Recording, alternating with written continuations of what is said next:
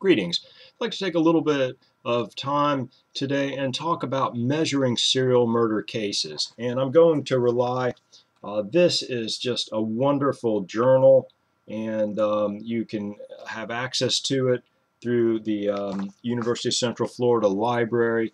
Um, I'm a member of the Homicide Research Working Group, which is really a wonderful organization that provides some excellent um, annual meetings talking about all kinds of aspects of homicide, and also great networking with experts in the field. And they also publish this journal. Sage Publications publishes it for them, Homicide Studies. That if you're going to be studying serial murder, certainly you want to review the research on homicide in general and serial murder specifically, and a great wealth of information is found in this journal. The article I'd like to discuss is by Kenna Quinnett, and it was published in Homicide Studies 2007, volume 11, number 4, and it is titled "The Missing Toward a Quantification of Serial Murder Victimization in the United States."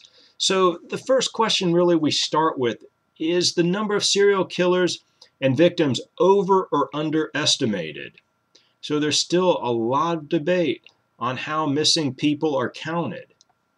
Are they victims of a natural or an accidental death somewhere and no one knows where they are?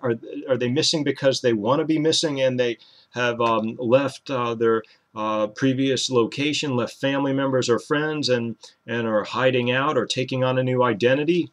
Or were they killed by a serial killer? That's something certainly we need to consider. And on the other hand, we also need to consider when serial killers are apprehended, they may give very inaccurate reports on how many victims they have actually murdered. So we start getting into these problems of classification. That certainly are there stranger murders? How do we classify that?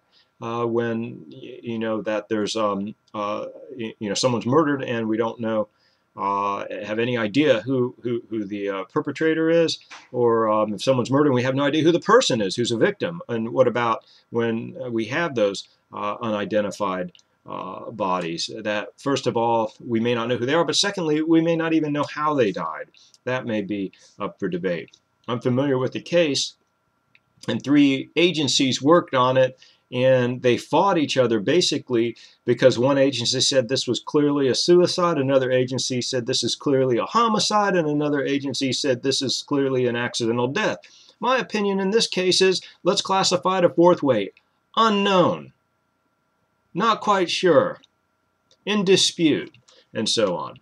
Also, the suspicious healthcare deaths that we may not even be aware of if these are occurring, and certainly there may be cover-ups. And some of you may say, well, of course not. Modern healthcare organizations aren't going to cover up serial murders. Well, I'm not necessarily saying they're going to cover up serial murders, but they may cover up a case or two and then not look further. They don't want that bad PR. And I'll give you an example later on to back up my statement. Also, how missing persons are classified in general. That what we're going to see is there's also a political agenda that may play a role. That certainly having worked in this field for many years, I know there's times I've said something, and even though I was accurate from the research, I got yelled at by some administrator or someone with political connections or aspirations, or someone who had a different view. That sometimes we bring the bad news, the research, and people don't like it, so they may go after us with criticisms or trying to discredit us. But that's why I know when I used to testify in cases, I would bring a old Samsonite briefcase filled with journal articles and books, and highlighted and outlined. So if I made a statement, I could back up that I had the research to support that, and then let them challenge the research. And so that's really important to look at. There's a lot that we don't know, and that's important to look at as well.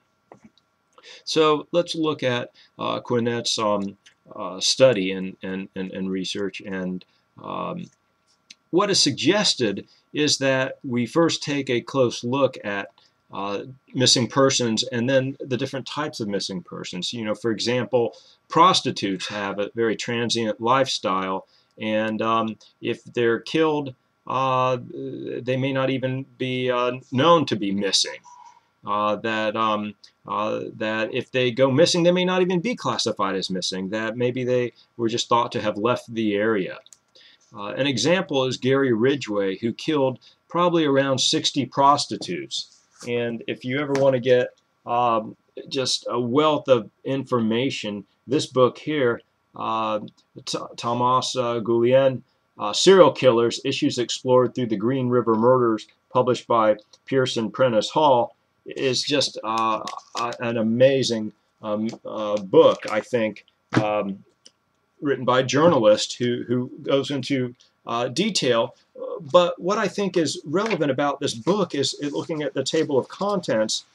You get the big picture, marginalizing the missing, and these are the chapters: Science of Preying, Privacy Amid the Media, the Investigation 1, the Investigation 2, Communications, the Investigation of Media Conflicts, Confession or Deception 1, Confession or Deception 2, Evolution of a Serial Killer, In Search of Closure, and Pop Culture. I mean, he addresses all kinds of issues.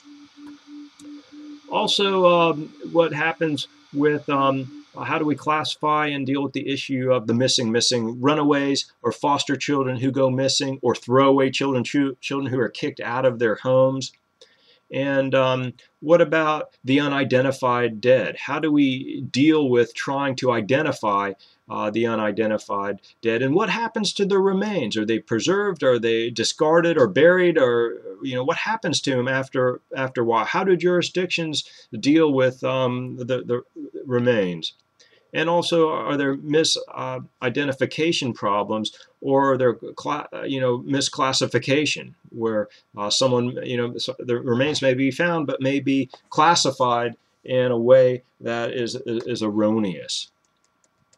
The medical case that's mentioned by the author is Orville Lynn Majors, and I think that case is in your textbook as well. Anyway, this person, serial killer working in healthcare, killed 130 patients, and these deaths were classified as natural deaths. And even after it was discovered that Orville Lynn Majors was a serial murderer, the records were not updated. So, I mean, you can find all kinds of problems in classification and data collection and data analysis. So, what we find is that we are missing serial murder victims in our databases, and we need to address several problems. First, we need, of course, additional research. And secondly, we need to get better interagency cooperation. By nature, agencies tend to be geared toward having turf battles with each other, and that's a guaranteed way to mess cases up. I can tell you. I've been involved in turf battles before when I worked as a forensic mental health counselor, and they're nasty, and they're not beneficial, and they create havoc for the community and for the clients. I did everything I can to sidestep and deal with any interagency conflicts. And in one of our first books, we talk about the importance of having the interdisciplinary or multidisciplinary teams that get together to work together with common goals and resolving issues and problems. Also, we need better death surveillance systems in hospitals and nursing homes. And the author points this out, and this is extremely important as well. That may be underestimated also.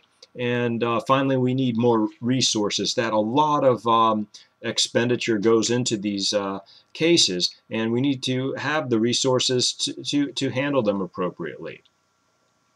Okay, I'm going to wrap up this video here. and in the hopes that we look at not only the investigative aspects in the future and making those well funded and addressing problematic issues in the research and investigative areas, but also looking at the social public media aspects and the agency aspects and addressing that as well, because they're both very relevant and important. Thank you.